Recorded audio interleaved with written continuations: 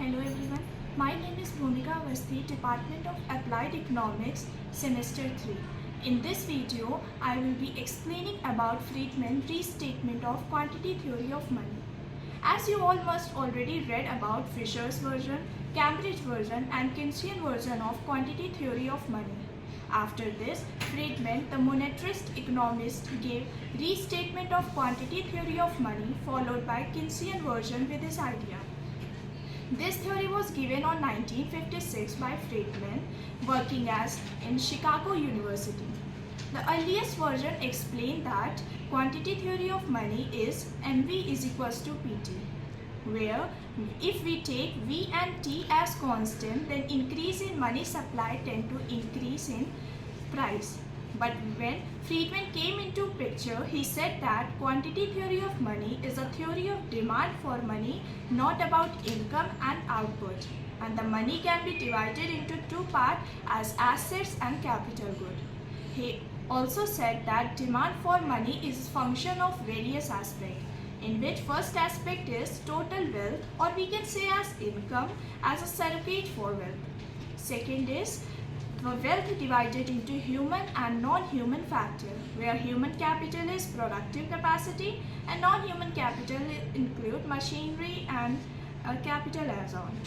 The third aspect is expected rate of return affect the demand for money as bond and dividend. As Friedman focused mainly on wealth, there are various forms of wealth he divided. He considered wealth into different terms. First is as a money, which include currency, demand deposit, time deposit. Second as bond in the form of fixed income, equities in the form of capital and the amount invested for a business. Then physical and non-capital goods include inventory, and human capital include productivity, your skills and education. As per Friedman, he gave an equation that is W is equals to Y upon R, where W include current value of total wealth, Y is the total flow of expected income, and R is the rate of interest. This equation represents the wealth as capitalist income, which means future income of any asset. As we can see that he is mainly focusing on wealth. He also said that what is demand function of an individual wealth holder, वो मतलब किस किस चीज़ों में अपनी depend होता है. Here he explained this individual aspect in terms of an equation which said that M upon P, where M stand for money demanded and P stand for the price, which represent as a function of income and expected rate of return. Non-human forms, expected rate of return on bond, expected rate of return on equity, change in price of goods and any other variable. He explained entire theory of quantity of money in terms of wealth. He also explained this theory in a diagram where, as per the Friedman, money supply and money demand are independent of each other.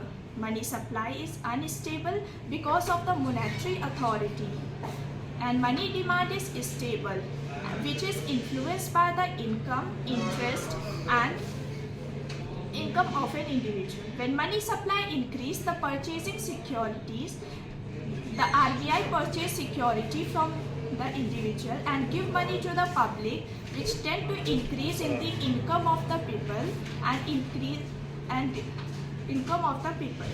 As money supply is parallel to the y-axis, when money supply is increased by the RBI, then it will shift to the rightward side. The money supply affect in short term as a real output and in long term as a inflation.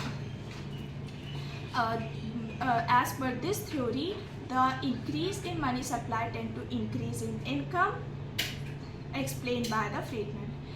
चाहे जितनी अच्छी theory हो, वो कहीं ना कहीं criticise होती है. इसी as per this, Friedman theory also criticized by some economists.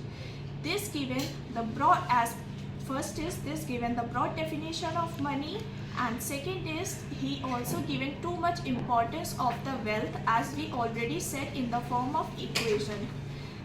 Third is money supply is not exogenous factor. Exogenous factor means include money supply affected by the monetary authority.